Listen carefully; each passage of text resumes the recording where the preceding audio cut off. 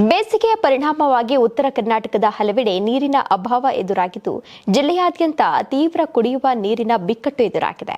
ಇದೀಗ ಬಂಡಳ್ಳಿ ಗ್ರಾಮದ ನಿವಾಸಿಗಳು ತಮ್ಮ ಮೂಲಭೂತ ಸೌಕರ್ಯಕ್ಕಾಗಿ ಪ್ರತಿಭಟನೆಯನ್ನು ನಡೆಸಿದ್ದಾರೆ. ಕುಡಿಯುವ ನೀರು ಪೂರೈಕೆಯಾಗದ ಹಿನ್ನೆಲೆಯಲ್ಲಿ ಗ್ರಾಮಸ್ಥರು ಆಕ್ರೋಶಗೊಂಡಿದ್ದು ಪ್ರತಿಭಟನೆಗೆ ಇಳಿದಿದ್ದಾರೆ. ಯಾದಗಿರಿ ತಾಲೂಕಿನ ಬಂಡಳ್ಳಿ ಗ್ರಾಮದಲ್ಲಿ ನೂರಾರು ಮಹಿಳೆಯರು ಖಾಲಿ ಬಿಂದಿಗೆಗಳನ್ನು ಹಿಡಿದುಕೊಂಡು ಗ್ರಾಮದ ಪ್ರಮುಖ ಬೀದಿಗಳಲ್ಲಿ ಮೆರವಣಿಗೆ ನಡೆಸಿ ತಮ್ಮ ಆಕ್ರೋಶವನ್ನು ವ್ಯಕ್ತಪಡಿಸಿದ್ದಾರೆ.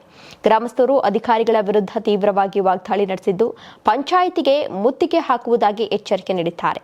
ಕುಡಿಯುವ ನೀರಿನ ಕೊರತೆಯಿಂದಾಗಿ ತಮ್ಮ ದೈನಂದಿನ ಜೀವನ ಅಸ್ತವ್ಯಸ್ತಗೊಂಡಿದೆ ಎಂದು ಮಹಿಳೆಯರು ಅಳಲು ತೋಡಿಕೊಂಡಿದ್ದಾರೆ.